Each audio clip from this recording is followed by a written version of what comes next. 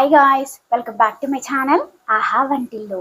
ఈరోజు Sunday special మా ఇంట్లో తలకాయ కూర అండి. ఇక్కడ నేను 1/2 kg తలకాయ కూర తీసుకున్నాను. దీన్ని శుభ్రంగా సాల్ట్ వేసి కడుక్కోవాలండి. మంచిగా కడిగేసుకోవాలి, ఎందుకంటే కాపేసి ఉంటారు కాబట్టి అక్కడక్కడ హెయిర్ ఉంటుంది. సో జాగ్రత్తగా చూస్తూ ఒక 5-6 సార్లు కడగాలి. ఫస్ట్ సాల్ట్ వేసేసి చక్కగా ఇలా నలిపేసి కడిగేద్దాం, ఓకేనా. ఇలా శుభ్రంగా కడిగేసి వాటర్ పోసి పెట్టుకున్నామండి. పెట్టుకొని కూర ఎలా చేయాలో ప్రాసెస్ చూపిస్తున్నాను, చూసేయండి. కొంచెం సాజీరా వేసుకోవాలి. సాజీరా వేసాను, తర్వాత 2 లవంగాలు వేసాను. వేసి అవి చిటపటమనాలి.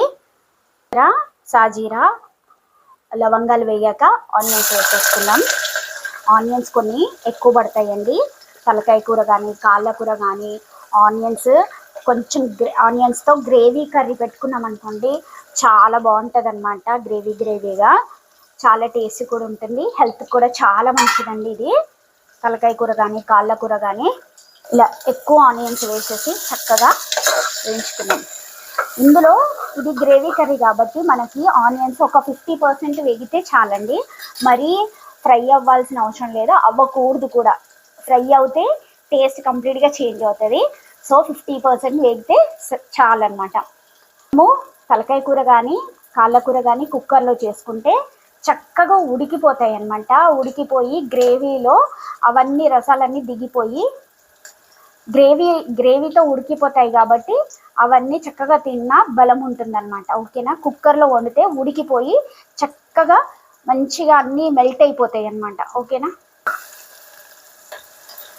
చూడండి, ఇంత వేగితే చాలన్నమాట. ఆనియన్స్ ఎక్కువ వేగకూడదండి. సో ఇప్పుడు ఇందులో పసుపు,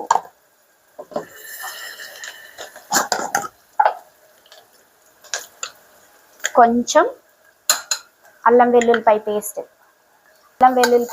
వేసి చక్కగా పచ్చివాసన పోయే వరకు కలిపేసుకున్నాం చక్కగా. ఈ వేడికి చికెన్ ఎక్కువ తినకండి, వేడి చేస్తుందండి ఇంకా. సో కుదిరితే మటన్ తెచ్చుకొని తినండి.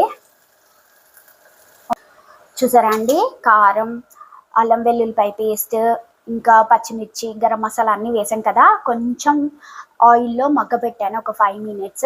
తర్వాత ఇందులోకి మనకి ఎంత గ్రేవీ కావాలో అన్ని వాటర్ పోసేసుకుందాం. తలకాయ కూర కానీ కాళ్ళ కూర కానీ గ్రేవీగా ఉంటే చాలా బాగుంటుందండి. చూడండి, గ్రేవీకి తగ్గట్టుగా వాటర్ పోసేసి మూత పెట్టేసుకుందాం. 3 to 4 విజిల్స్ వస్తే చాలండి, ఉడికిపోతుంది, ఓకేనా. హై ఫ్లేమ్ పైన 3 విజిల్స్ పెట్టుకోండి, లేదా ఇంకొక విజిల్ పెట్టుకున్నా చాలు. 3 to 4 విజిల్స్ అయితే చాలు. అదే మంట చిన్నగా పెట్టుకుంటే 3 విజిల్స్ సరిపోతాయండి కరెక్ట్గా, ఓకేనా.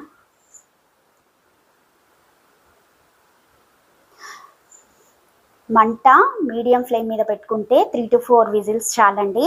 అదే చిన్న మంట అయితే 2 విజిల్స్ చాలండి, ఓకేనా. చూసారా, మన తలకాయ కూర అయిపోయిందండి. ప్రెషర్ కూడా పోయింది. కుక్కర్ మూత తీసేసి చూపిస్తున్నాను, చూసేయండి. సో యమ్మీ కదా.